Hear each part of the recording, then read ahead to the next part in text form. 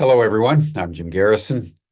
I'd like to welcome you to this session of Humanity Rising as we convene our second of 5 programs on science and consciousness. Today's program is of particular interest to us. It's about remote viewing. As many of you know who've been following Humanity Rising over the last many months, we've been exploring more and more deeply the beginning of humanity's extraterrestrial moment as the U.S. government has codified into law as of last December 22nd, when it was signed by President Joe Biden, the reality that what they call technologies of unknown origin, non-human technologies, and non-human intelligences exist. And the mandate now is that all government agencies and contracting corporations need to begin turning over all the information that they've garnered about the UFOs, now called UAP, unidentified anomalous phenomena, to the National Archive of the Library of Congress, starting in the next 300 days by October 23rd. And so the reality that is going to begin to dawn on the human family, that we are not alone, is going to catalyze an extraordinary interest in both knowing what the facts are and also who these beings are and how do we communicate with them. And one of the areas of historical research that as historians like Richard Dolan and other researchers plumb the depths of the most closely held secret, certainly in US history, if not in the history of the world. UFOs were held more secret than even the nuclear weapons technology. What they're finding out is that in addition to retrieving alien craft and alien bodies,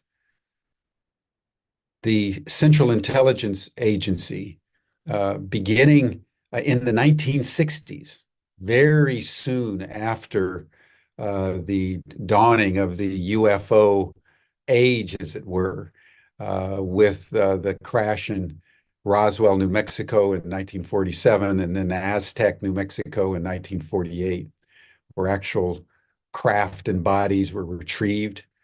They began to reverse engineer.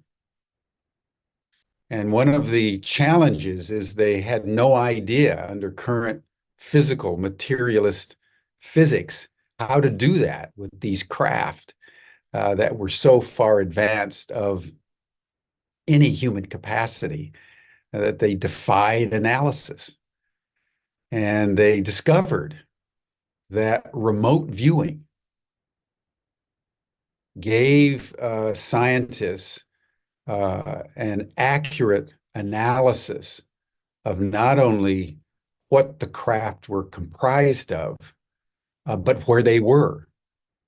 And anyone who's really interested in this should just Google Ingo Swann, who was a master at remote viewing and worked for many, many years with the CIA and the military and the intelligence communities to cite UFOs. And also they discovered as they began to really learn more about remote viewing that they could track the UFOs in flight. And then lo and behold, they realized that they could actually communicate with the alien beings, and that the alien beings knew that they were being tracked. And that opened up an extraordinary, very exciting exploration into the mental telepathic domain, which modern science had very firmly asserted wasn't true. So when we come to remote viewing, it's very important for us to understand that this is not some esoteric, marginal domain of human capacity. As humanity enters its extraterrestrial moment, and we really take in the implications of this and the challenges of this and the awareness that they communicate through mental telepathy and that remote viewing as a art form and as a science can enable people the kind of intelligible communication with extraterrestrials as well as with other human beings is a very primary task now before humanity. So that's one reason why we wanted to emphasize remote viewing this week as we develop a series of programs and a training program that we'll be describing in more detail and we'll be launching actually on Friday of this week, in which remote viewing will have a constitutive part. So welcome to Humanity Rising as we explore the future of the human potential. And it's my great honor to welcome my very good friend and colleague, Peter Mary, who has convened this program and others on science and consciousness. So, Peter, thank you so much. And I turn the program over to you. Thank you, Jim. Welcome, everybody. Yes, day 2 of our Science and Consciousness Week, and an exciting session ahead, exploring this whole question of remote perception. As I mentioned yesterday, we have this annual Science and Consciousness event, and one of the things we do there is we do a little experience around remote perception where people have partner up, and one of the partners goes to the woods and has a forest bathing experience, and the other partner is in the conference room and is hearing a little bit about the world of remote perception. And the person in the woods, having kind of been sensitized, as it were, by the forest bathing, then sends an image back to the person, their partner in the room. And these are people who have maybe never done this before, completely new to them. Obviously, they're open to the ideas, and most people get some kind of hit. So they write down or they draw something that could be interpreted as as something related to what was being sent by their partner. But the even more interesting thing is that the receiver tries to pick up the image about 30 minutes before their partner has even decided what they're going to send, and still get a hit. And this is probably what fries people's brains the most during the experience, because it completely challenges the linearity of our understanding of reality.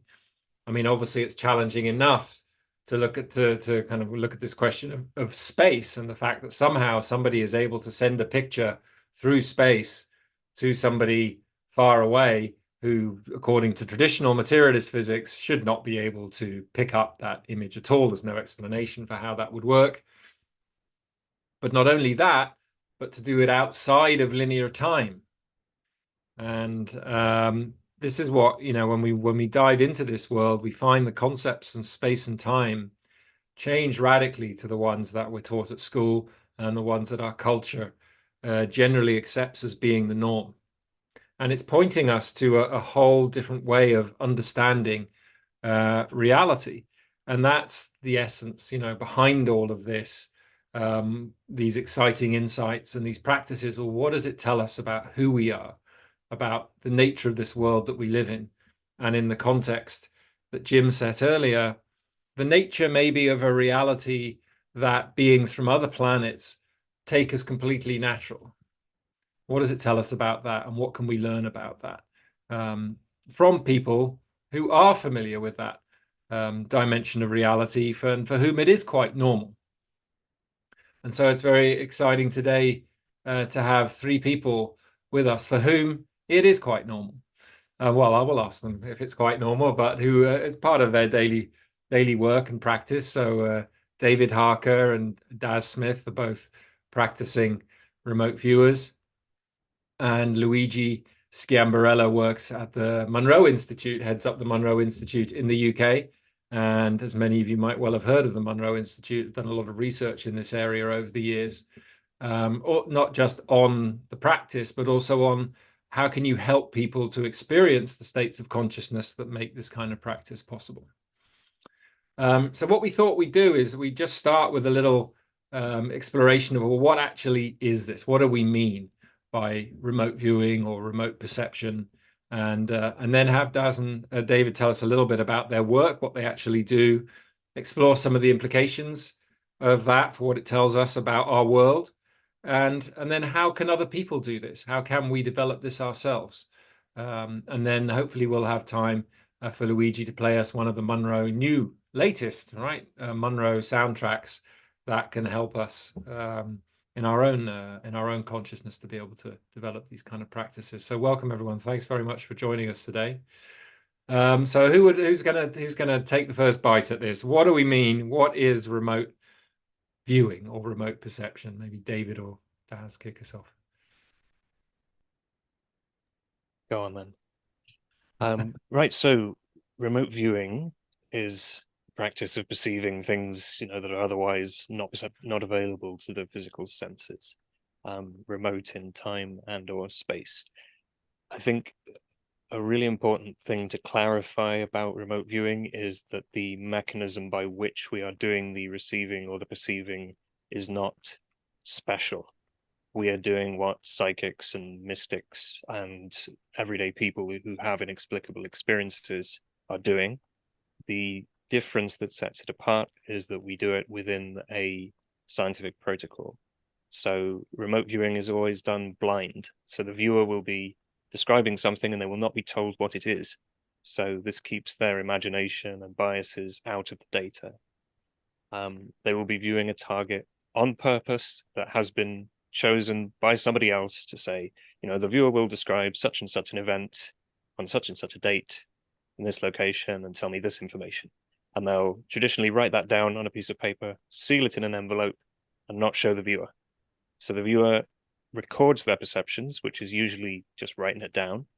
And then once the experiment is complete, you can open up the envelope and see, did the things that the viewer has recorded match up with their target, right? But within that protocol, I sometimes joke you could throw stones and bones or do tarot cards or listen to the wind. You could do anything in that protocol, and you could perhaps argue that it's remote viewing, because what's really important about it is that it's blind and that it's deliberate and that is within this.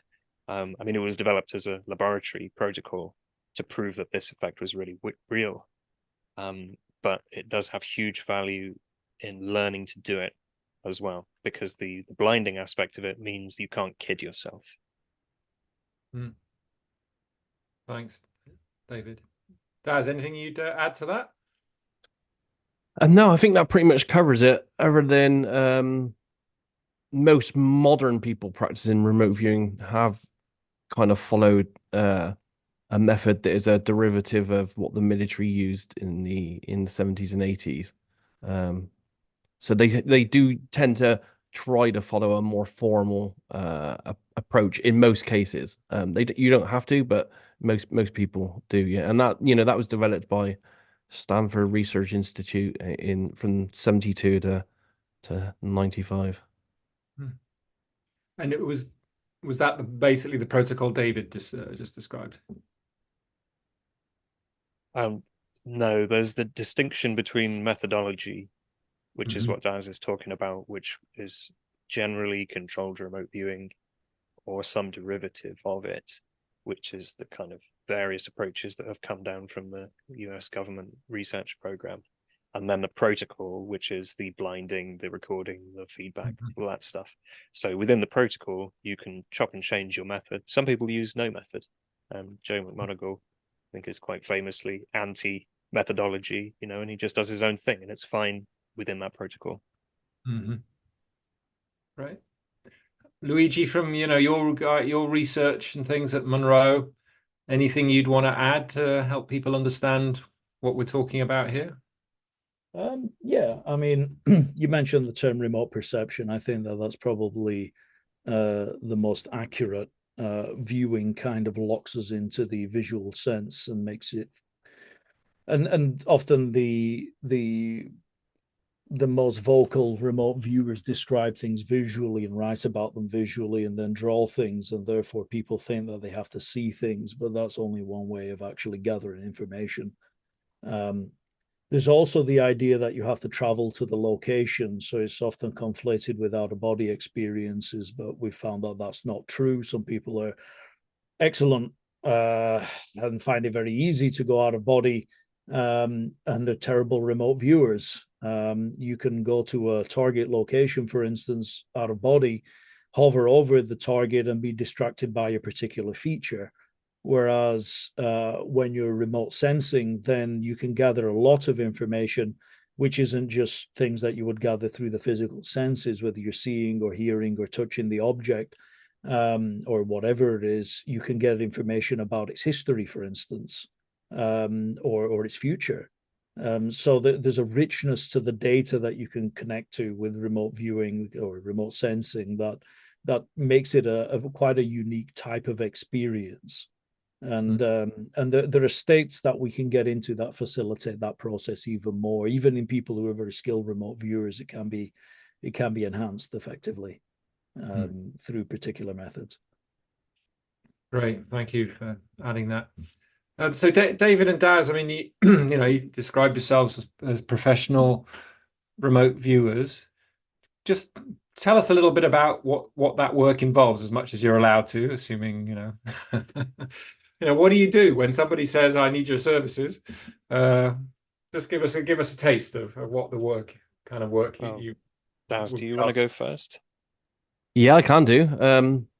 So I've essentially been practicing remote viewing for over 27 years, and I'm still learning every day as I go along. Probably for the last 12 years, I kind of stumbled into being a full-time paid remote viewer. So people pay me essentially to use my intuition to tell them information they can't get by any other means. It started off doing mysteries projects, so lots of UEP stuff, which is relevant to today's conversation, for Farsight Institute and Courtney Brown. That started me off down the road of being a paid remote viewer. And for the last 5 years, I've been part of a group based all around the world, which is funded by Patreons and subscribers. And we essentially remote view mystery targets for them, but also we predict the news a month ahead, and we also look at crypto markets, gold markets, and all those kind of things, and provide information along those regards to our clients as well. How does that tend? How accurate do you find the futures predictions tend to be? My personal rate, and I have several hundred predictions online that I can give the links out to people to have a look at. My personal accuracy on future-based events is around like 65%. So around like 6.5 to 7 out of 10, I get correct every month.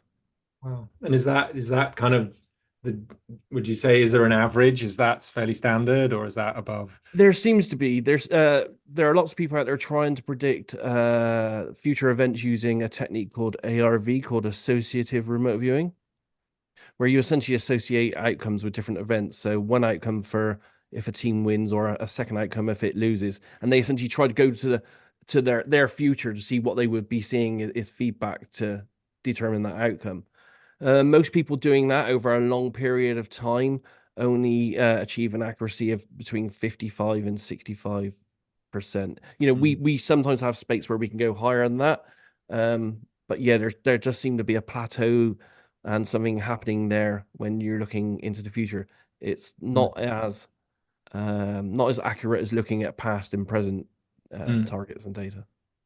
And so that's, in a way, you've got remote viewing in space and you've got remote viewing in time, right? So time doesn't really exist to remote viewing. Is not a hindrance in any way, other than, as I said, the accuracy going forward is slightly worse than when you're looking back. So that's right. So the further away the event, the lower the accuracy generally. It seems to be something like that, and it may be based on, you know, the probabilities just haven't coalesced into a single probability until, you know, until you get closer to the event itself. I mean, would you say that's basically what's going on in the same way as the quantum physicists would talk about quantum state being it's all about probabilities? That basically when you're looking into the future, you're sensing probabilities, patterns. I think, yeah, whenever you're looking at anything to do with RV in the future, it's about probable futures. But I also think that there are other things in play as well, which I can't prove, but I know exist from experience, and you know they may influence it as well. For example, when remote viewers, and many of us have try to win 100 million on the lottery wherever you are in the world, we can get any other target. You know, my rates on most targets are way over 80-90% on most targets I do, other than future based stuff. But when I try to do things like lottery and stuff, the stuff that's really going to affect my life going ahead, the accuracy rate completely just goes out the window. So I do believe that there are other things out there in the universe that probably have an effect on what we're doing, as well as what, you know, probabilities and all that. And it may be just as simple as like destiny or life goal or something like that. That's a big rabbit hole. Let's come back to that later because it is fascinating. But so okay, interesting. So you make a living basically now, you know, full time.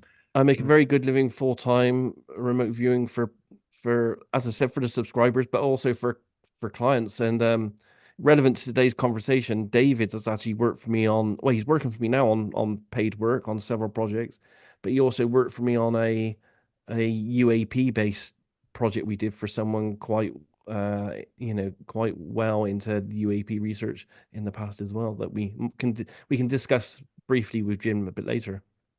Okay.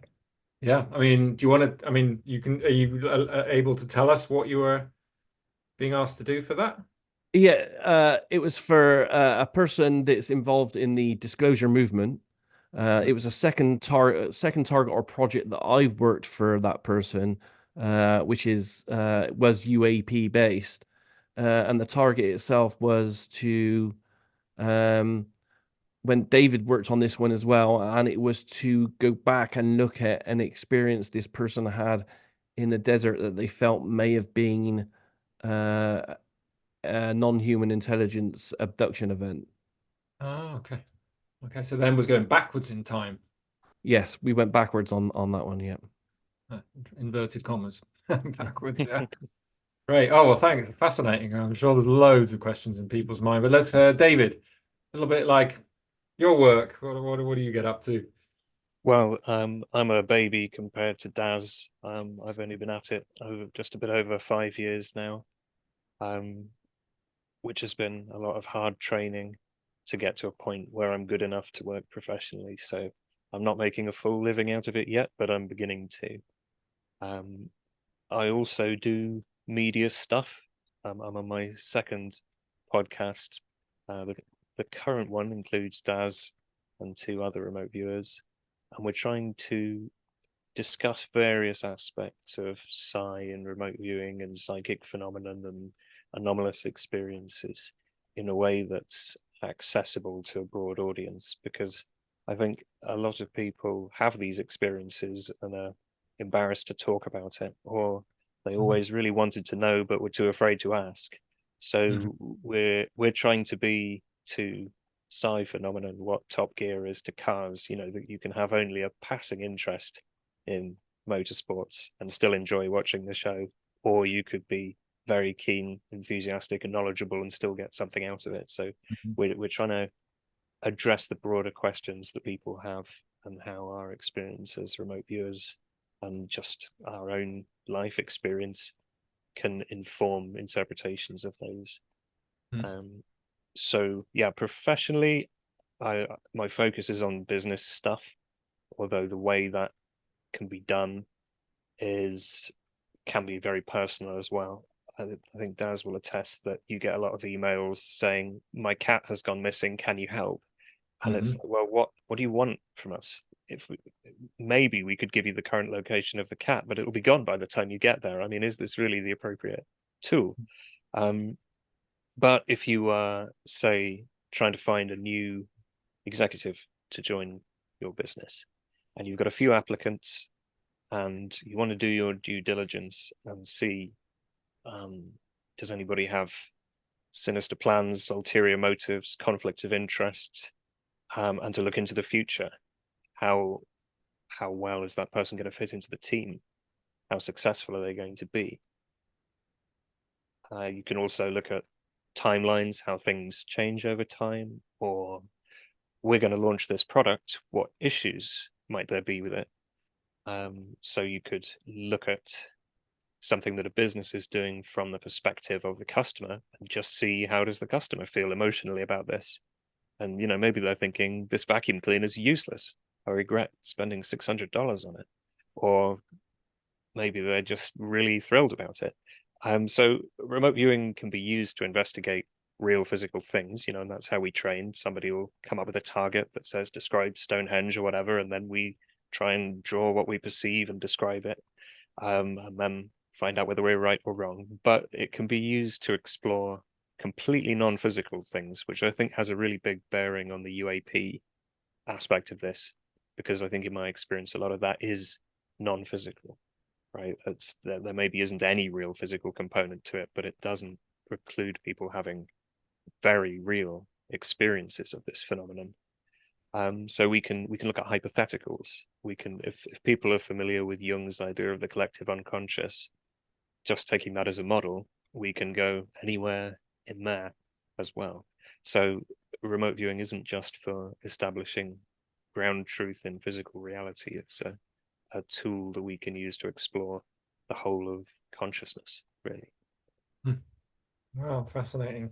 And is there do you find there's actually quite a lot of interest in the business world? Like, are people, an increase in how open people are for the idea and the practices? The issue is finding a context where people can express that interest without being afraid of people thinking they were nuts. So my feeling is that it is like the world of academic science, where loads of people are really interested in consciousness and non-physical phenomena, but none of them will admit it or publish on it or go on the record about it. But they'll come and ask you and go, oh, this really strange thing happened to me and I never told anybody about it, but they wouldn't do that in a professional context. So it's difficult, because how do you reach people? You cold call them and go, oh, hello, I'm a psychic. That's not going to go very well. So it's actually finding that context where you can have the conversation, I think, is the tricky bit, rather than there being a lack of interest. Yeah. And somebody asked in the chat, how did the two of you kind of end up rolling into remote viewing as a profession? I mean, maybe you just continued, David, and then we come back to Daz. Well, I used to work in software engineering and life sciences and stuff, and then had a totally unexpected, spontaneous spiritual awakening thing years ago, which kind of turned my life upside down. I didn't seek out this field; it sought out me. And remote viewing is not, the be all and end all of my spiritual practice, but it's been a really good tool for the development of my awareness and discernment. So the fact that it's practically useful is a way that I can make a living exploring the territory that I want to explore, doing what I love.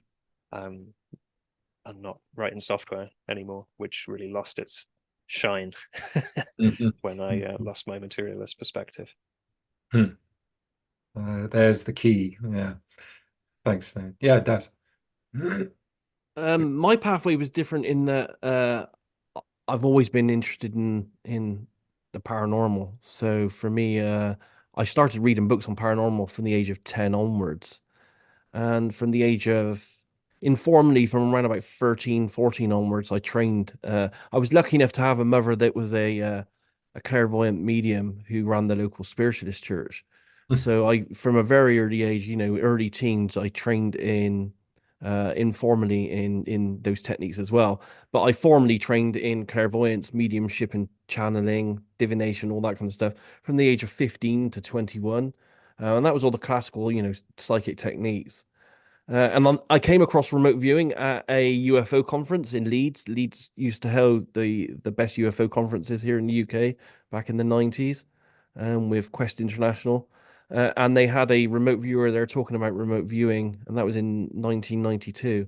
And from that point onwards, I was hooked to this day, really. Yeah, addicted. And the interesting thing for you then, and I think this is key for so many of us, for you, it's been normal, right? From the beginning, this hasn't been any because your mother was so involved and you were immersed in that Yes. context, right? Yeah, I'm luckier than most people because the library of books in my house growing up were all psychic development books. So yeah, it was abnormal to not understand that there were different dimensions and ghosts and beings and spirits, all that kind of stuff. Yeah. And then for David, it took this kind of awakening to shatter the materialist perspective. I guess that so many of us, just because it surrounds us everywhere, are immersed in. I mean, Luigi, from the work you guys have done at Monroe, any other contexts in which you see remote viewing or remote perception being used to build on what David and Daz said? I think, what one of the most powerful things that I see with remote viewing, other than obviously using it to do the things that both David and Daz have talked about, is it's a fantastic convincer to your left brain to get out of the way. Sometimes, you can have a mystical experience and meet Jesus and Muhammad and the Buddha and whoever else. But how do you validate that? How do you convince the left brain that you didn't just make that up in some trip? But with a remote viewing target, when you hit that and it's a clean hit, it doesn't matter how many times you do it. You only have to do it once to really know. It's like, where did that come from? And it wasn't just a guess. And if it was a guess, then you've done pretty well there. Now do it again. And I'll do it again. The left brain very quickly goes, well, how did I do that? And then he'll try to do it and fail miserably. And then it quickly realizes it didn't do it. The way that that you did it was actually to get that analytical part that dissects the experience and that flow of information as you tap into the field, that bit that dissects and categorizes and tries to make sense of, and it is actually the bit that's going to hinder you. And so that once you can train yourself to get that part to relax a little bit and be open to opening the perceptual filters, then your success will increase. Now, you take that attitude into expanded states of consciousness, you'll have more experiences and you'll remember them more, and you won't analyze them while they're happening, which shuts them down. And then if you take that attitude into the waking state, then you're more likely to be more present in your day-to-day experience. You connect more with what's going on around you and with yourself in that. So it's actually a massive, massive training, not just to hit targets, but actually it's a way of being and a way of opening your perception so that you become more whole brain, more whole self, and move beyond the simple reducing categories that we often box ourselves into. So that's where I see remote viewing as being quite a powerful skill to develop, even if you don't become particularly great at it, to just be in that space where there's repeated data going in that's just chipping away at those belief systems, those limiting thoughts about who and what you are and what others are. It's enough to expand consciousness, essentially. Yeah, well, you bridged us nicely into a next theme, Luigi, which is, so what does it take to be a good remote viewer, to be good at remote perception? I'd love to hear your thoughts on that. I'd start by removing the judgment. Good, bad. These words have no place. I mean, Joe McMonagle might disagree with me because, if you didn't get a first place hit, it'd be like, just bin it. Don't think you got close, because that's not training the skill. But he was doing it for the army. In terms of actually the life lessons, I would say that one of the biggest things that you can do is trust your right brain more. I'm calling it the right brain. It's the bit that's in connection with the flow of experience. that doesn't try to reduce it and categorize it as much. You know, the left brain is all about creating objects out of reality, and that will take you away from the attitude that allows you to be a good remote viewer. So, you know, Bob Monroe gave the line, you know, you're more than your physical body. And that's kind of the one piece of dogma that we had about the Monroe Institute. I'll also add that you're more than the story, you're more than your personality that you tell yourself about yourself. And so if you say, I am this and I'm trying to become something that's better and I'm trying to do this remote viewing thing, you're already separate from the information stream. You know, there's an understanding that comes through expanded consciousness, which is actually it's all one. It's not a mystical idea that, I mean, it is all one, and then we split it off by using the what we call the intellect, that creates that sense of separation. So don't try to work things out. Allow things to come, being open to receive. This is where meditation's important, I think. You know, in remote viewing, they talk about cool down periods, you know, that sort of processing time that you can make yourself receptive. Because if you've spent most of your life dissecting your world and yourself within it and everybody else in that, then that's what you're going to do with the information that's flowing to you that would be useful for an accurate remote viewing or perception, right? It's like unlearning to read. You know, I see squiggles on the screen here and text down the side with the chat. I struggle to unlearn that process. I will immediately read a word, and that's what we tend to do with information that flows to us.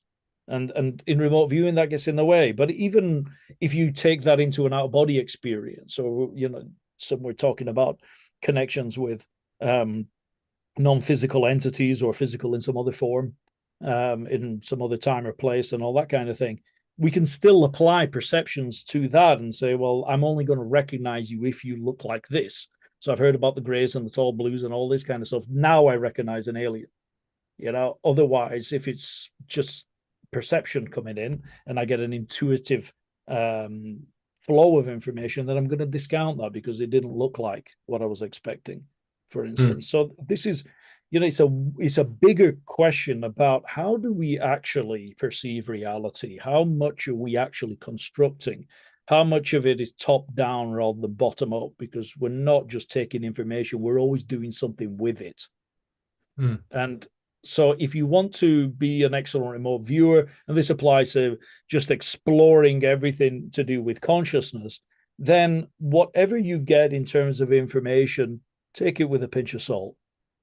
You know, don't think that it's ever absolute, because that's just how you are in that moment.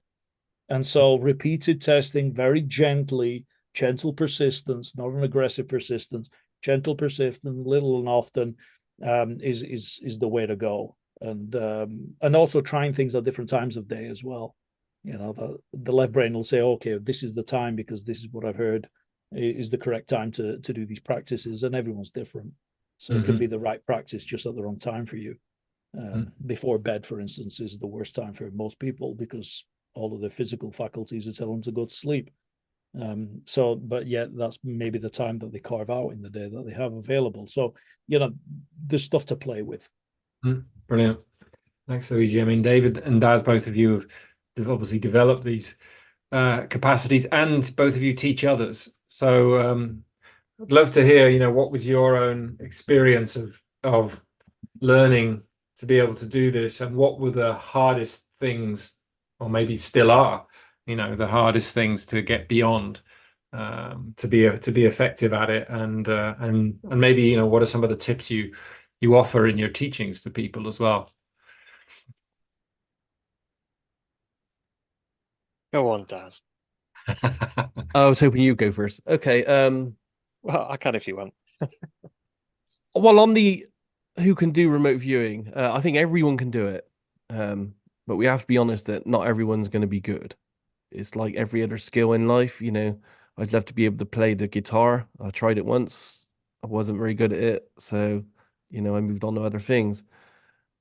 I think it's a skill based on a certain percentage of talent a certain percentage on skill and dedication that you then put into learning the craft, and then maybe a percentage on how you're learning as well, the methodology, the teacher, all that kind of, environmental stuff as well. So 33, 33, 33% on each of those, I think, will determine if you're going to be good or not. But yeah, anyone can do it to some degree or another, and that might be just enough to help you find a parking space or your keys or anything to get you through day-to-day life. The kind of stuff that we're involved in is quite a bit more in depth. A project may take several weeks, and we may introduce. At times, I've seen remote viewers give me 100 pages of information. So it's quite a lot of stuff. Whereas, if you're finding your car keys, you can do that in 10 seconds using a really simple approach. What were the biggest challenges that you came across trying to get better at doing this? The biggest challenge is self-belief, and Hmm. that comes after an amount of time of repetition of learning to trust in the impressions that come through and not questioning them. But that takes time to get to that stage. You get to a stage where yeah, you trust in yourself so much that you don't question the data that comes through, because we get weird stuff come through. And bear in mind, as a remote viewer, as we discussed, it's not just imagery. We teach ourselves to go after textures, sounds, tastes, feelings. We move ourselves around the target. We're like a virtual Sherlock Holmes. So we can be at a target and say, okay, now move 50 feet above. Or if there's a structure, now go inside the structure. What do you see? What do you feel? What does it taste like? All this kind of stuff. So Hmm. yeah, it's learning to trust everything that comes through and not questioning it in any way, not self-doubting yourself. Mhm. I mean, I know talking to Brenda about the research they did at Princeton, she was saying that people couldn't really parallel process the kind of, let's say, the intuitive mind and the rational mind. So that they had to allow stuff to come in first, capture it, and then only afterwards go and analyze it. Is that your experience as well, that you really have to kind of park the analytical mind while you're trying to Yeah. pick up the information? Yeah, and because I use a formal approach, which is a derivative of what we call CRV, or controlled remote viewing, within my structure of doing things, there are certain words like AOL, which is an analytical overlay, where I park something to one side. I can then go back and investigate it later, but it allows me to differentiate and to record the data along those lines. Mm-hmm. Mm-hmm. Cool. David, obviously, you've been learning this in a way. I would have thought the hard way. Daz was kind of immersed in it, probably had his own challenges as well, but you kind of woke up and were like, wow, I need to learn how to do this, and had probably been more immersed in the rational, Mm. materialistic mindset for longer than Well, Daz. I So, found remote viewing because I was looking for something I could test empirically, uh-huh. because I had the realization that my models of the world were wrong and that I'd missed a trick, but I had no idea where I'd gone wrong in my understanding. So from that position, I went online and just tried to read all of the stuff that I'd previously written off. And I wanted an experiment that I could do. Don't ask me why I wanted this. Perhaps there was some intuitive wisdom coming through, but I wanted an experiment I could do to prove something which was contrary to my previous worldview. And it's very much like, oh, just pay $600 and come on this seminar and wear the special necklace. And, everybody wants to sell you some weird experience. Nobody is saying, here is an empirical thing you can do with a pen and a paper. And then I came across remote viewing and I thought that can't be possible. It's impossible. And I did it really to prove to myself how smart I was for being able to see that this was dumb and impossible. And then it worked, which was a kind of paradigm shattering moment. But as Luigi was saying earlier, it actually took, I think I did about 50 sessions before my left brain belief or belief system caught up with my reality. So I was in this very weird limbo place where I was doing something quite successfully, which I believed to be impossible while I was doing it. So there was this kind of split. And eventually I kind of got with the program. As to learning remote Helped. I viewing, mean, what helped you, David, in getting through that? Fascination, I think, Mm. and excitement, because it was only a part of me that still held on to those other beliefs. There was another part of me going, this is incredible, and I must test this absolutely to death, because the implications of it are so profound if it's real. But we don't want to deceive ourselves, and I was certainly conditioned to think that all psychic phenomena are self-delusion or a lack of empiricism or pattern matching or the Barnum effect or whatever. So I was very conscious, maybe that's happening to me, maybe I'm being gullible towards my interpretation of my own experience. So I wanted to test it hard and comprehensively. And eventually I seemed to accumulate a sufficient amount of evidence, a sufficient amount of experience for the part of me that didn't want to believe it to go, I can't argue with this anymore. This is absolutely real, isn't it? But it took a while. It took a few weeks, I think. So that's the I really self-belief, got the bug. The self-belief that Daz was referring to, really being at the core of it, right? Yeah, I think I would broaden that out in terms of the difficulties of learning remote viewing in the way that we do it, and say that it is ego functions which do it, which get in the way. There's this really well-known phenomenon, the beginner's luck phenomenon, right? And it applies to sports.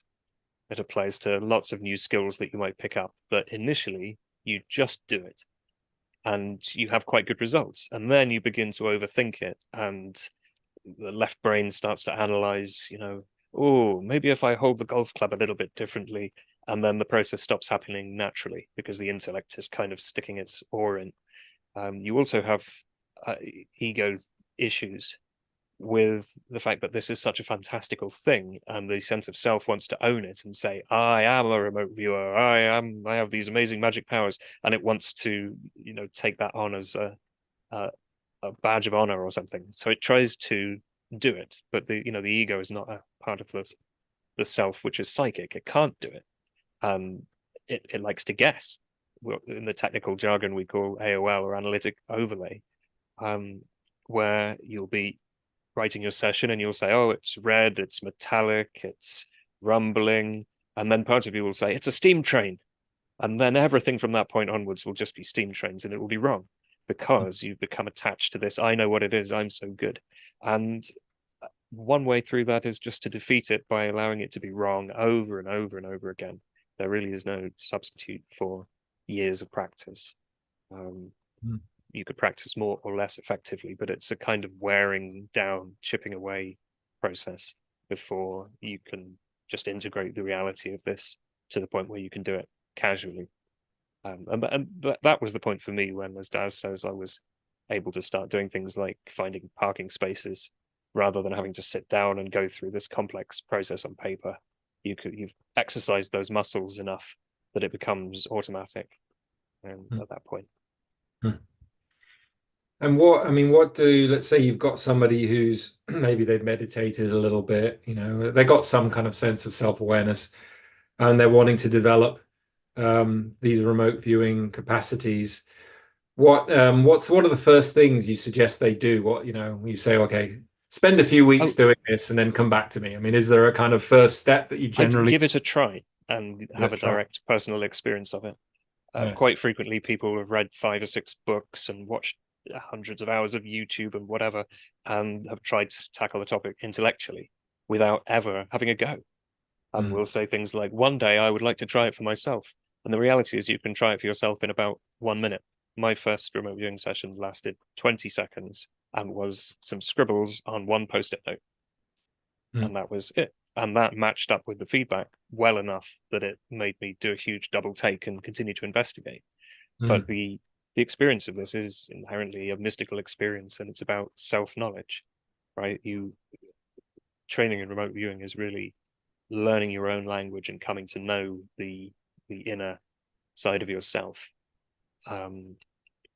Because when we perceive things about the target, we perceive them like they have a feeling, they have a thing that you can't put into words, like the language, the psychic, symbolic, emotional language and our job as the viewer is to learn to translate that into English and to translate it into sketches so that we can then communicate that to other people.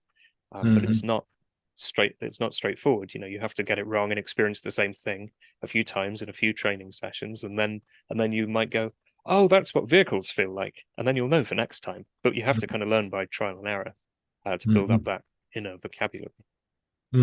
Wow, great concept, the inner vocabulary. Yeah. So what the sensations, what they match in the real world, the sensations you get, and what they're the equivalent to in the world around you. Wow. Yeah, fascinating. Somebody did say in the chat, I mean, you said direct experience, like, can we do something? Like, can we do an experiment or something here?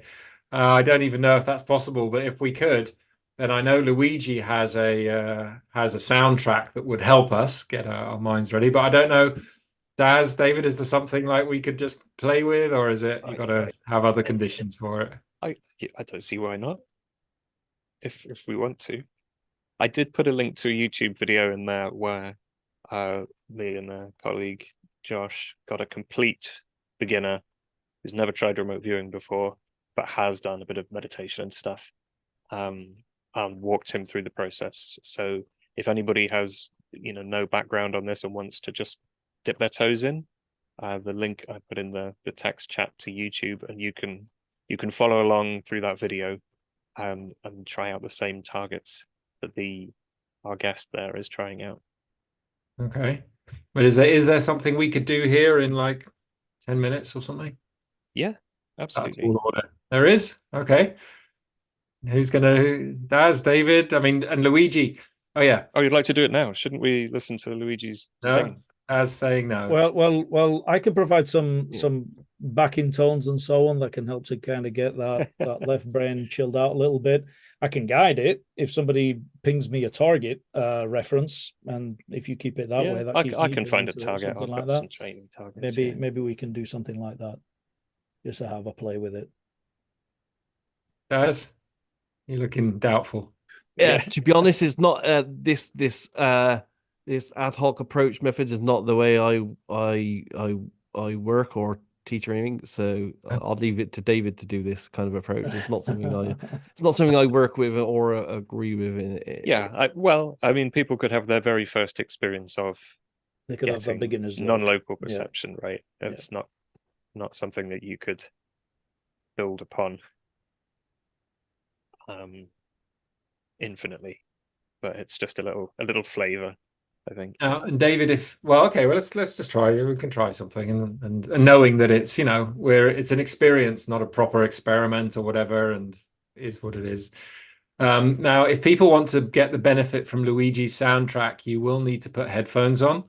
I realize mine are downstairs, because it's binaural and spatial and stuff. So if you want the benefit of the soundtrack, make sure you plug in your headphones. And then what are we going to do? Like have that run for a minute or two or something, and then David, you provide us with some instructions, or it can go over the top of it. You can give the instructions over it, so it'll just be in the background. Will Zoom kind of make our audio fight between each other, it shouldn't do. Georg, shouldn't do. Are we able to do if we try talking at the same time, Luigi, and just see if it allows us to? Well, I mean, I can play the track. It's I can quite hear a long you. one, so I can, it should work. Let's try. We could even continue the discussion while we have the let's riff, couldn't we? And we'll be get the trains while we get the soundtrack going then. Maybe I should say just a little bit about the track, just as a bit of a heads up about why this. It is experimental, but only in the sense that we've not used this with people outside of the Monroe Institute. One of the things that we found is that when people are experiencing a full sense of presence and the here and now, their hit rate goes up in remote viewing, so they can allow the raw data to come in without being distracted by thoughts that come in and try to analyze and so on. We started with binaural beats. We still use binaural beats, but this is using a different 3D spatial technology made possible through developments with Dolby Atmos. So that's what we're so it's 3D binaural beats with a ton of gamma in it. What we found is that when people start experiencing gamma states, their hit rates go up as well. It's not enough to just say, here, have some gamma in your brain and you'll start becoming an awesome remote viewer. But with whatever the training process is here, then that can help. So this is putting you in a sports car, but just by flooring it doesn't mean that you're a great driver. So just as a heads up on the technology, it can help to get you in that sort of space. So I just make yourself as comfortable as possible so that you don't have to think about your physical body so much, and that will allow you to just open up in that space. And so I'll start playing the sound, and then we can test out. David, what do you think? Yeah, sure. So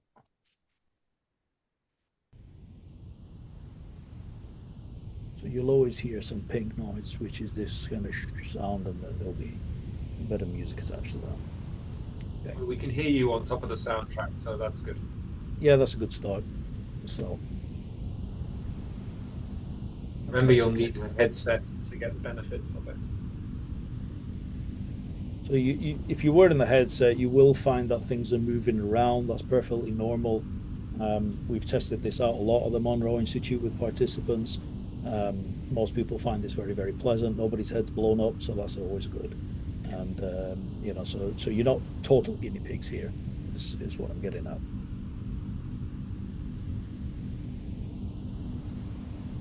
So do you want to try guiding something, David? How do you want? Yeah, sure. I mean, if we want to do the remote viewing protocol, your perceptions must be recorded. So do grab a pen and paper. I would suggest you write everything down. Don't second guess yourself. Don't go, well, it can't be this, or these things are inconsistent, or try to guess what the target is. You don't want to name. I don't want you to tell me what the target is. I want you to describe it. Tell me what it feels like. Tell me what it reminds you of. Ask why it reminds you of that thing. So there is a target. It has the reference number 4810-8196. You can write that number down if you want. I'll read it again in a moment. But number doesn't do anything. It's bookkeeping, administration, right? There's nothing psychic about the number. I made it with a random number generator on a computer, okay? So don't fixate on the number. And it's easy to start with basic sensory perceptions. So I will read the number, and then I will ask you some questions and just write down whatever you get. And we'll start with colors and kind of ramp it up to maybe having visual perceptions or other higher bandwidth kind of experiences. Do not expect to have a high definition out of body experience or something. We're looking for little tiny bits of data coming in, drip, drip, drip, as you ask questions. So if you're seeing a Technicolor movie in your head, it's quite possibly going to be imagination. Right, well, let's do it. So your target is 4810-8196. And I'm looking at your feedback document on my screen right now, so you can go and get your feedback from me, or you can go where the target has directed you to go, which is going to be a more interesting approach.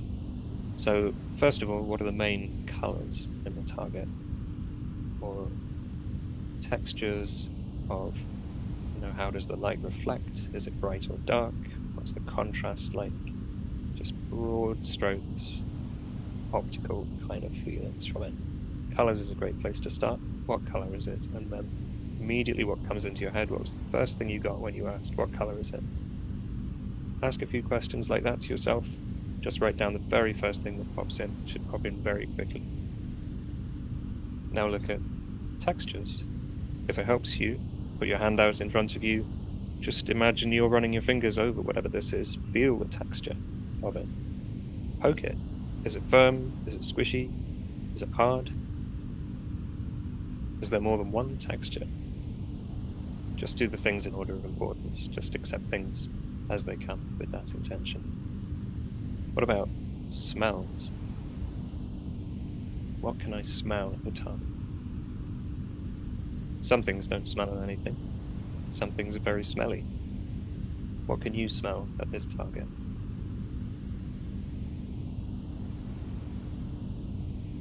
Are there any sounds at the target? What are the acoustics like? What is the experience of hearing sounds at the target like? What is the prevalent temperature at the target? Is it all one temperature? Is it all one temperature in different areas? And you don't need to write degrees Celsius. Just see how it subjectively feels to you. Again, you could stick your hand out and intend, I'm going to stick my hand right into the target and then feel, oh, my hand got cooler or my hand got warmer. It is easier to detect a difference than it is to detect an absolute quantity. So if you have a baked bread, you put your bowl on the weighing scales and then you press the 0 button to cancel out the weight of the bowl. So what you can do is just take stock of how your body feels inside, outside, what's going on in your mind, and kind of press the 0 button. So you're taking all that into account, and now you're going to look at what feels different when I stick my hand in the target with the intent to know the temperature. Or, I mean, you could even cup your hand around your ear to listen for sound, because we're conditioned to use our physical senses this way. By, if we want to smell something, we might stick our nose into it. So stick your nose into the target, because your mind is conditioned to look really hard at that particular sensory channel when we do those gestures. You can stick your tongue out and lick the target if you want, and we'll be very glad that your cameras are off. So now we'll move on to what are called dimensionals. So this is anything in 3D space. Again, definitely put your hands out in front of you. If you start with your hand kind of high up, gently drop it down with the intent that you will feel the outline of the target somewhere. And then you can trace it in space in front of you. Alternatively, you might just know something spatial about the target. So what kind of shape is it? What kind of shapes is it made of? Is it angular? Is it flat? Is it boxy, hollow, large, small, up, down, tall, wide, heavy, light? Is it wobbly? If you push on the target, does it move? Or does it resist and stay firmly in one place? Does it have a feeling of mass? Is the density of the target consistent throughout? Or does the density vary as you explore throughout the target? So anything to do with 3D space. Now see if you can feel any motion at the target. Is something moving? Is more than one thing moving? Pay attention to the subjective experience of this, by which I mean the flavor of the experience of motion. So if you sit on a railway train going through the countryside, you have this very consistent, trundling, continuous sense of motion. Or if you go watch a race, there's a very different experience to the motion as a vehicle goes flying past you with all the noise and the suddenness, which is a motion that kind of comes suddenly and goes suddenly. So motion has a feeling to it as well. So pay attention to that aspect of it as you ask yourself, what's the motion at the target, if any? Next, we can move on to the aesthetic impact. And I want to just take a mini break from doing your session now to explain this. We can do a little thought experiment to get the idea of this. But if you imagine you woke up one day from a coma or deep sleep or something, you have no idea where you are, and you're in a hallway with a door at the end.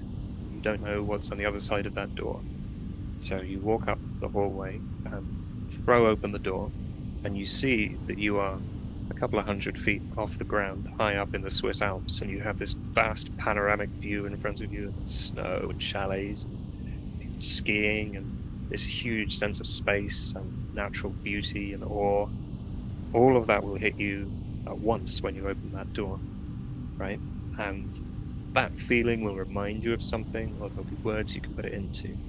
So let's go back into our session and we can ask ourselves, if I were at the target right now, how would I react? And we're looking for that kind of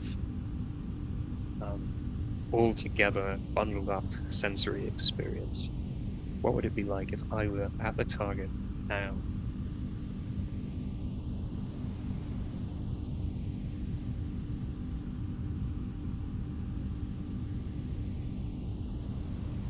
At this point in the session, you can have quite intense experience with lots of data, kind of, or multiple words coming all at once, or a feeling that takes you a little while to unpack. So that's fine. Write everything down. Don't judge. Don't self-censor. Don't analyze. We'll analyze later when you get your feedback. So I think to wrap this up, we will try and get some visuals. So do not expect full color, easily identifiable visuals. This is not like watching TV. It would be very common for you to see visuals which are like a black and white photo negative. So it'll be a fuzzy gray forms on a dark background that will flash into your awareness for half a second, not long. And you will probably not be able to recognize what the target is from what you see, but just try to sketch it down as accurately as you can. So what you saw, and move on. Don't fixate on it. Ask yourself, if I was at the target, what would I see? Move to the perspective which will give us the best angle to look at the target. Where can we put our eyeballs, our psychic eyeballs, where we're going to see something really descriptive that really helps us to understand what this is? So move there and then ask yourself, what do I see? It may take a little while. If you see any boss fiends floating across your vision, see if you can peep inside. Or you may have imagery that kind of resolves out of like hypnagogic shapes. You might see geometric shapes and stuff, which will kind of resolve and give way to visuals as you kind of slightly tune your level of consciousness into the right one, like tuning the radio. There is kind of various levels of consciousness where the visuals are going to work nicely. So allow yourself to go there. Just see what you see, sketch it down quickly. Again, don't have very high expectations about being able to identify the target from your visuals, but hopefully what you will be able to do is, when I show you the feedback, you will have sketched some aspects of it. You'll be able to see how your session data relates to the target. So let's give it another few seconds for everybody to finish up, and then I will reveal the target.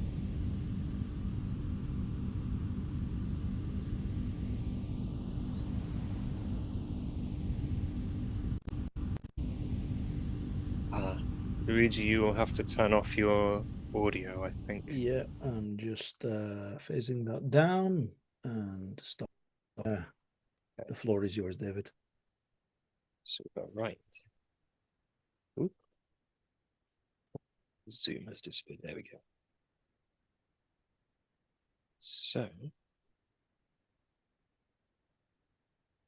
if everybody is ready, here is your target. This is Bruce McCandless's first untethered EVA flight, February 1984. Here's very brave Bruce floating in space in a spacesuit above the Earth with no tether, just relying on his equipment to get him back safely. Must have been a wild and profound and incredible experience. So hopefully some of you picked up on some of that. I don't know, Peter, if we can somehow allow people to share what they've got, or maybe just read the text chat if people want to share their experiences. You can stop sharing. I think otherwise it'll be hard for us to see the chat, people to see the chat. But feel free to drop in any experiences in the chat anybody had, what you might have picked up. I think the only item on my list that fits is cold. Very cold. Well, although still and stiff was also one of them. I got this like not kind of moving thing, which kind of fits the spacesuit. There we go. Somebody picked up on the clouds. Somebody got space, bright blue and cold. There you go. A furry dog. Okay, fair enough. Out in the cosmos and cold. That's good. The Earth. There we go. And the black sky. Very good. So yeah, quite a few hits. Yeah, bit of orange, but yeah, I definitely got two contrasting colors actually.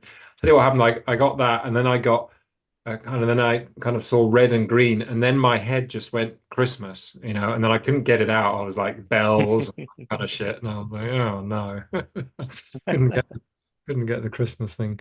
Space and white opulence. There we go. A Blue bowl. Michelle Edgar Mitchell and Cold in Space Earth Blue. Wow, that's pretty accurate. Just got the astronaut's name wrong. That's all. Cold water near the night. Okay, well there you go. So some pretty good work there. And thanks, Luigi, for sharing the sound. If people, just before we bring Jim in and we go maybe a little more into the UAP experiences and things, if people want to know more about the Monroe sound kind of support like you provided now, where would they find out about that? I know there's an app, isn't there, as well? There's an app called Expand Beyond Meditation, which maybe I can put the name in the chat, and Yeah, but sure. otherwise just check out the Monroe Institute website. Yeah, brilliant. I mean, so what we'd love, and what a lot of people had asked earlier, Daz and David also, is what have you learned about alien intelligence or through any of the UAP work that you've done that you're obviously allowed to disclose? And Jim, if you want to come back in for this, I'm sure if you're there, I'm sure you'd have some questions, reflections. But I'd love to hear like and there's that side of it, like what have you picked up about the nature of saying non-human, but it's beyond. It's not, because non-human includes plants and animals and things, but let's say extraterrestrial. Well, you can talk to those as well, though. So Yeah, exactly. But let's say be extraterrestrial intelligence and things, but also on and this may be related, like how you have come to understand the nature of reality based on your experiences in this work. Like if somebody was to say to you, describe reality on Earth for a human, from your perspective, how would you describe it? And then so that piece, and what have you learned around extraterrestrial intelligence, and maybe there's a relationship between them. Who wants to jump in first? go on, As you told us, you've done studied the UFO phenomenon for decades. Where to start really with that is such a big subject. Okay, the most significant things I've learned, probably that everything to do with I don't know what to call them, the non-human intelligences. That's probably the easiest way to call them, because we don't know where they come from in most cases. Everything is alive. The craft are alive. And in a recent project I did, I was investigating a non-human intelligence in an RV session, and noticed that they were wearing an outfit. And I noticed that the outfit was only 2 microns or so thick. But even the outfit that the being was wearing had a sentience about it, which was separate from the life form. So it's like everything that they have and everything they use has a sentience to it, almost like an AI kind of living kind of separateness about it. And that includes the craft as well. The craft, the human, not the humans, the drivers of the craft become integrated in a symbiotic relationship with the craft. So each is alive. So that's quite significant. Yeah. So every all their technology is sentient and alive. Wow. So you kind of, and the clothing that they were wearing, everything is organic at some level. I don't know if that's an appropriate term to use, but is alive. I think. Yes. Wow. It has a sentience. Yes. Yeah. And so it's a being as well. So the craft is also some kind of being that this Yes. alien being has a relationship to, essentially. Yeah, everything works symbiotically, from the clothes to the life form to the craft, and maybe even some of the medical stuff and bits and pieces that they use as well. It all has a symbiotic but sentient relationship. As I said, it's not quite on the the material I was sensing wasn't on the level of like a human kind of full sentience, thoughts, dreams, life, death, all that kind of stuff. But it had a sentience to it based around what its job would be. So I would say almost like an AI kind of sentience in a way. So that takes biomimicry to like another level. I mean, really literally not just trying to mimic the principles of life, but making everything as life, like making Yes. it. Yeah. Mhm. I think another way to look at that is to say consciousness instead of life, like that this phenomenon, whatever it is a phenomena primarily of consciousness. So I think a big pitfall we've got to be careful of is to assume that this is a material phenomenon, because it may be that it's primarily a non-physical, non-material phenomenon, and that when people have experiences of it, because materialism is their worldview and their paradigm, that the experience has then got to be interpreted through that lens. So I think it's very easy to conflate the two and to skip over the fact that in many instances, especially the close encounter reports, they have a great deal in common with what you would traditionally call a mystical experience. And physical evidence is very thin on the ground, but the reality of the event having taken place in that person's subjective experience is very real, and they're life-changing, significant, meaningful experiences. But that doesn't mean that they are coming from a place of physical matter. You know what that. Go ahead, Jim. Go ahead, Peter. I was just going to say what that reminds me of is, the folk tales where they describe gnomes and stuff like this. When I was looking into that, I said what it was is people get a sensation of a certain something in the landscape, and then because of the culture at that time, drew something that kind of was their reflection of that sensation. It wasn't actually a gnome, with the red hat and stuff like that, but that was how they translated the sensation that they had in the landscape, and so wrote the stories, and then the drawings and stuff about it. So it sounds like it's that kind of idea. It's a non-physical sensation or a entity of consciousness that there's a subjective aspect to the experience, right? Yeah. If you look at the history of reports of close encounters, the aliens in the 1950s wear little space helmets made of fish bowls. They wear like a big glass sphere and spacesuits and stuff, and then we find that experiences change with the content of pop culture as they go on, and that's not to invalidate people's experiences, because they're real, genuine people who are embarrassed about reporting this stuff. It's really happening, but the way that it's being experienced is really subjective. Yeah, well, thank you all. This has been absolutely fascinating, and I'd like to start with your comment, David, about the consciousness and the mystical, because on other programs we've had and scientists that have been looking at the phenomenon of how one optimally communicates with the extraterrestrials, they've often talked about the lower brain frequencies that are used, which means that the optimal way for a human to interact is actually in a meditative state. And that may be, Luigi, what is induced by your music.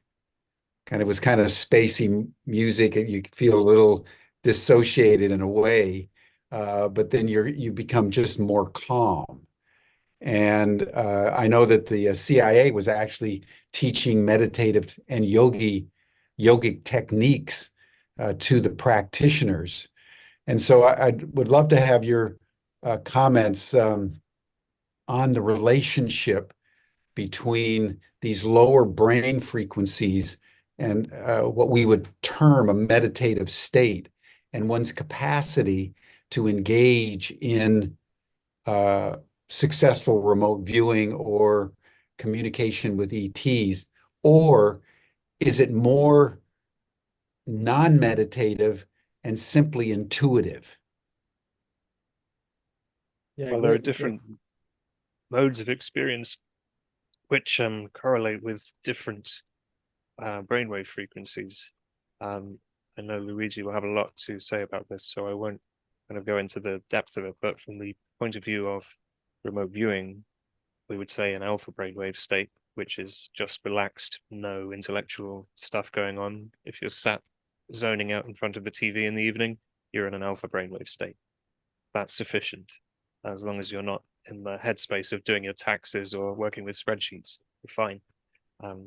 But then to go down from there into theta and delta, or to go up from there into gamma, or indeed to combine the two, which it does seem happens, you get like a mixture of gamma and delta, and some of the brain scanning stuff that's been done on people doing remote viewing, then yeah, very different things. So I think I want to hand over to Luigi now, because this is definitely his ballpark.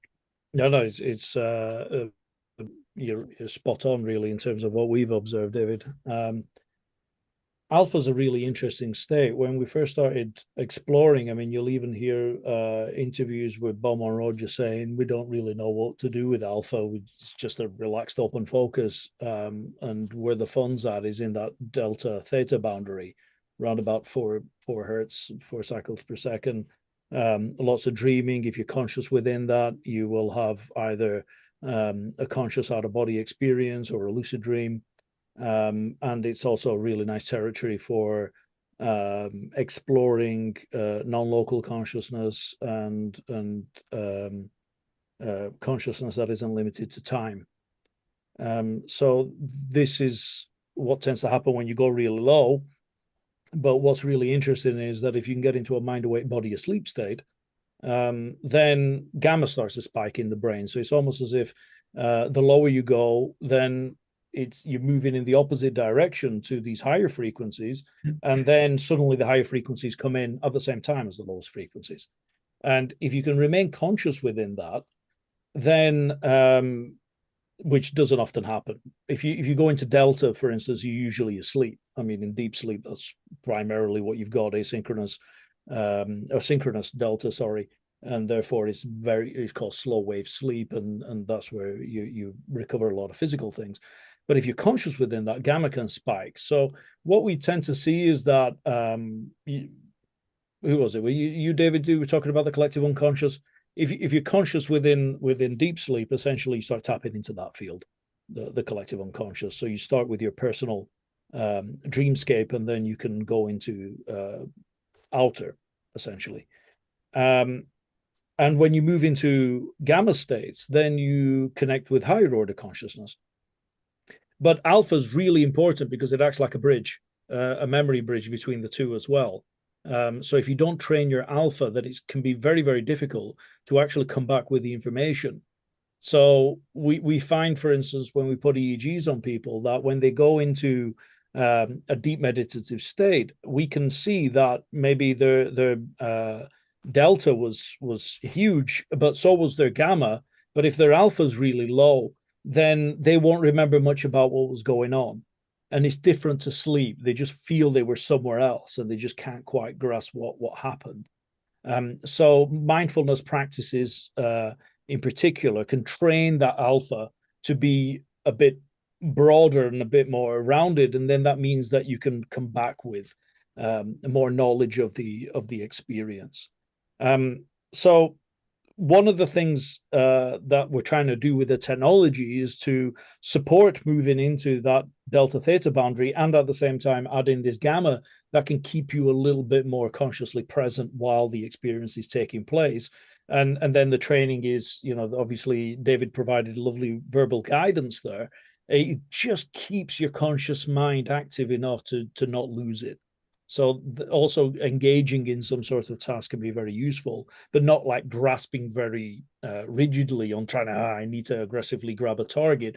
Just staying in that relaxed, open focus, but keeping yourself engaged in some way can also keep that alpha rhythm going, and that's really where we are with the tech. And when the CIA, well, it wasn't the CIA, it was actually the Army, although the report fell into the hands of the CIA and then they declassified it. But when the Army sent people to the Monroe Institute, it was training them to get into those kinds of spaces, and so that they could then obviously get information at a distance about at the time Russian targets primarily, but they didn't know that they were just trying to get targets. So you can train that. You can train your brain to do it. But the key point here, I think, is that I don't know who it was who mentioned about inner vocabulary. This is your primary language. The non-verbal way of communicating, where you're just getting perceptions, is how you started in this reality. So then verbal language came along and then stops you from accessing that as easily. You know, so up until the age of about 3 years old, you're not thinking in words. You're not really using them so much. Maybe you're labeling the environment, but that's about as far as it goes. And yet that's when you do your biggest learning. Right? That's when you grow the most rapidly and get to know about a world most rapidly. So actually, our non-verbal way of communicating is what we're trying to kind of regress the brain to, which actually then gives it access to more ability than what we then entrain it to do. So this is an unlearning process. And I think that's why everybody has a natural capacity to remote view and to access expanded states of consciousness and so on. And we've learned this bad habit of segregating and dissecting and categorizing everything, which is useful, but it is only one part of reality. And that, applying it to the alien or non-physical beings or whatever question, means that we need to then continue with that dismantling of that category and not say that I am here and they are there and how do we communicate? How do you know that you're there? Like right now, you know, that's just a story that you're telling yourself about yourself. And when I've explored these other expanded states of consciousness, and I've made contact with non-physical beings, and many have, and not just at the Monroe Institute, I check elsewhere as well, just to make sure we're not just the weirdos. What can sometimes happen is people go, yeah, I was making contact, but actually there was a real familiarity. And then as they sink more into the appreciation of that, and that can take years, they realize that actually that was a part of themselves. What they're calling another being is actually their expanded consciousness, their higher self, total self, inner self, all kinds of words that kind of get us out of this idea of just being this self story. So this is the self story that's got mission, Earth life system, and then there's an expanded sense of self that could be exploring in all kinds of realities as well. And sometimes that part needs to give this one a bit of a nudge. And we can tap into that to get more information about how to explore and be more in this reality as well. So layers and layers to unfold in this and unpack, but don't think us and them. That's quite a rigid kind of left brain construct.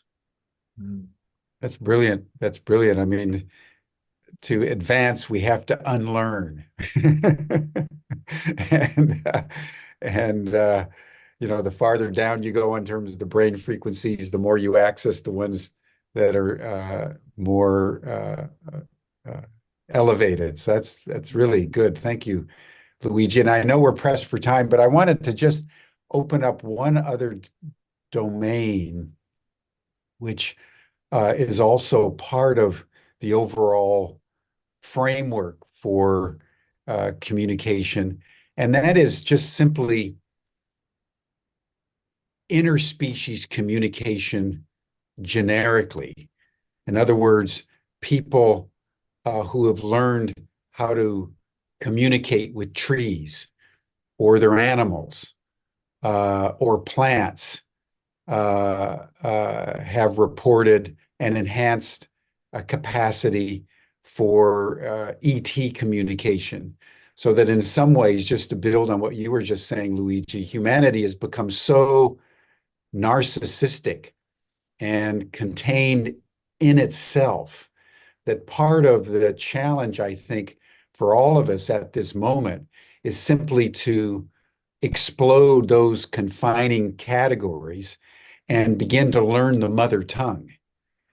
And however it is that it manifests, we develop a capacity to communicate more broadly, just as a generic matter, so that remote viewing can be applied in all sorts of domains outside of ourselves if we simply learn, or we unlearn the rational left brain mind and allow that faculty to emerge. So I'd just love, maybe starting with you, Daz, since you didn't comment on the last round, just what do you think of that? That part of ET communication and remote viewing is really interspecies communication, just opening up our capacity for awareness into the infinite.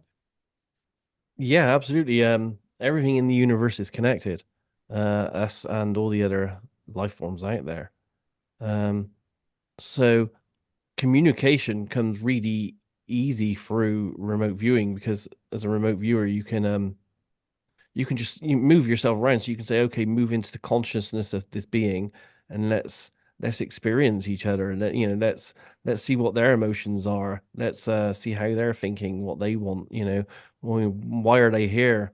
So again, you're an investigative kind of like journalist or a detective, and the information is there. Information flows everywhere in the universe, so it's accessible to all of us.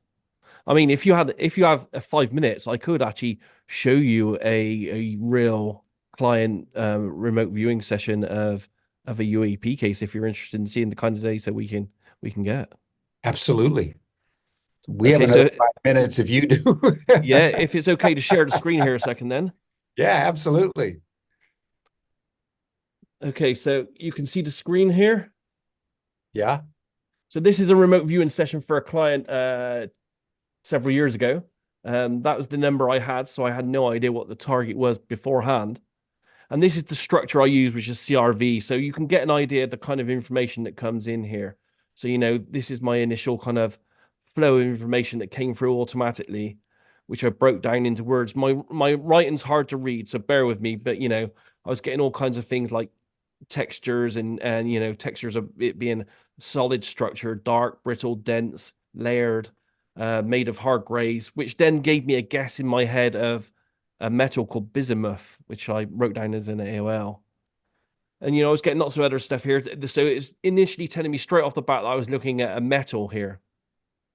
Then moving on here with my other sketch, I start breaking down the metal, and I had a visual, and here's the visual of a cross section of the metal showing the different layers, and it was almost like a ceramic metal. More information here, just about the structure here. And it was telling me here that the structure was actually moving, and it was transitory, and it was dimensional. It felt like an inorganic material that changes form and can possibly even change shape.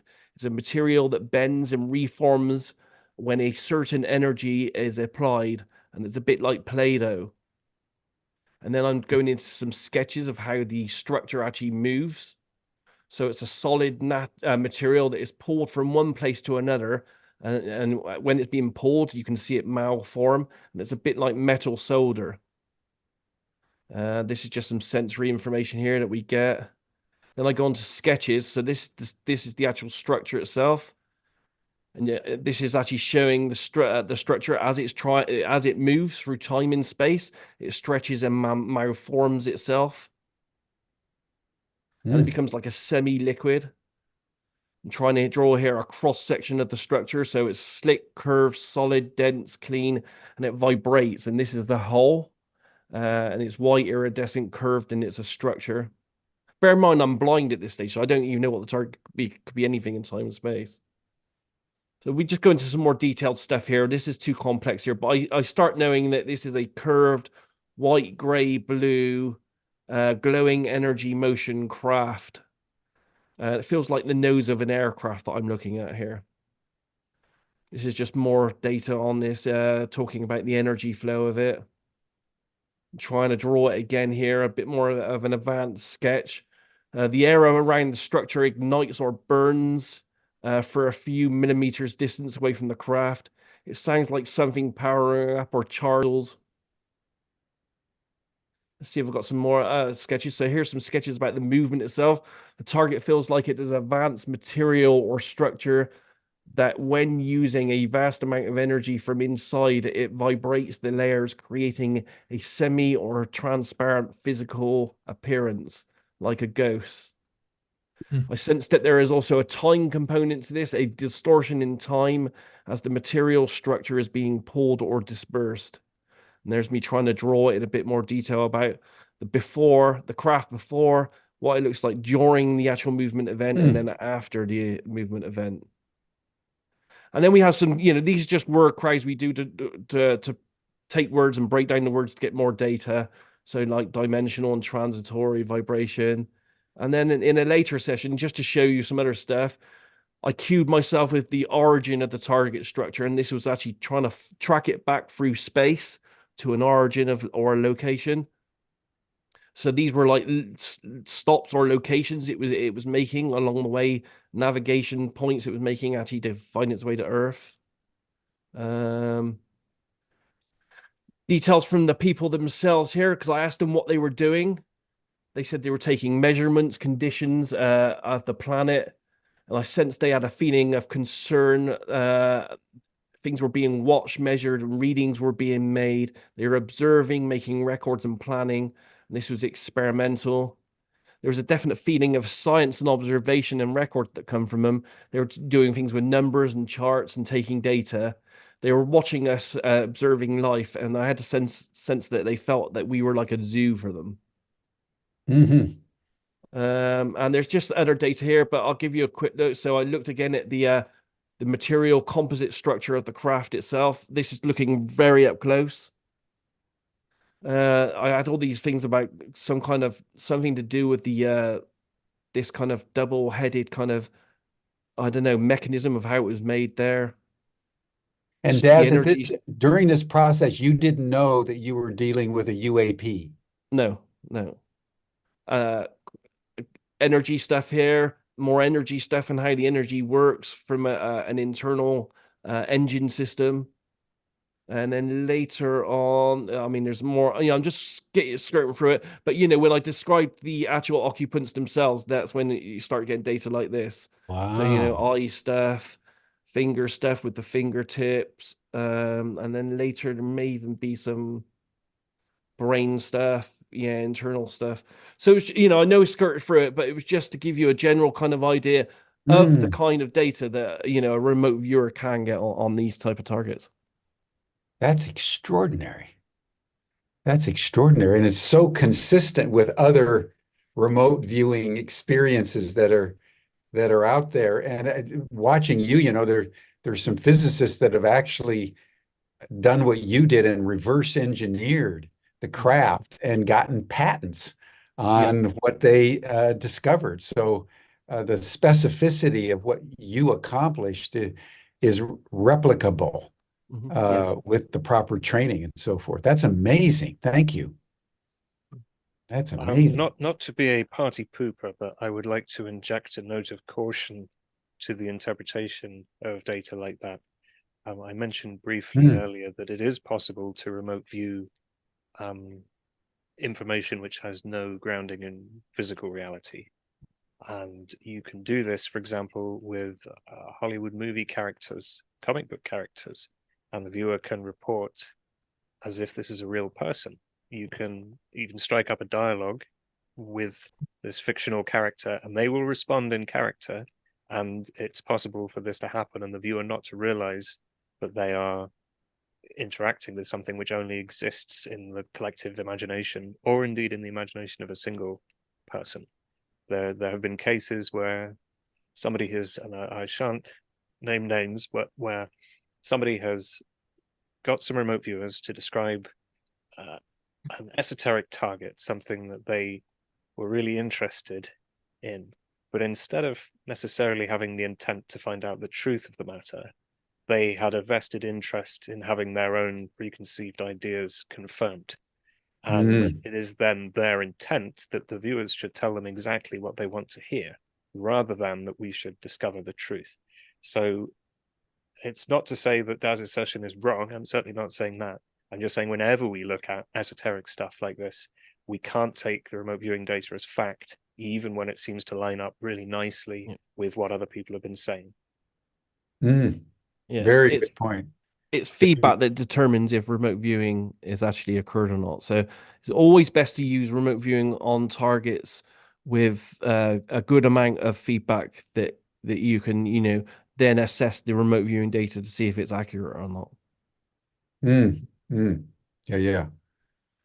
Wow. Well, this has been excellent, everyone. I really appreciate this. And Peter, thank you for bringing this group together. And I would like to be in touch with each of you to follow up, because this is a very rich domain and so highly potentiated at this moment in humanity's evolutionary journey. You are all are on the front lines of what we all need to learn. And the fact that I got your little experiment at earlier, David, I got it completely wrong. So I'm leaving this session, both chastened but eager to engage in some real sustained, rigorous training in this domain. So thank you all. All right, everyone, that brings us to a close for today. You're welcome to the after session chat. You'll see the link in the chat box. You also received it in your Zoom reminder that you get each day an hour before the program. And then we'll see everyone tomorrow. Peter, just tee us up for tomorrow. Yeah, tomorrow we've chosen the label telepathy. And as Daz pointed out in a mail to me, it's kind of hard. They're all kind of similar things. But, we've got Krista Stanley with us, who's a trained medium. So I guess what we're really looking at is the communication between people in that way. I guess that's how we're kind of defining it. And then Patrizio Tresoldi, who is part of the Science of Consciousness Research group at the University of Padua in Italy, and has done lots of work in this area. So it's going to be interesting to explore those, Krista from the experiential side as a medium, and Patrizio's academic research work in that area, to see what they have to say about it. But thank you all very much, David, Daz, and Luigi, for joining us today. And as Jim says, we'll definitely be following up. Yeah. Fascinating. Thank you. Absolutely. Thank you. It's been a pleasure. Thank you. All right, everyone. That'll really do it for us for today. See you tomorrow. Bye for now.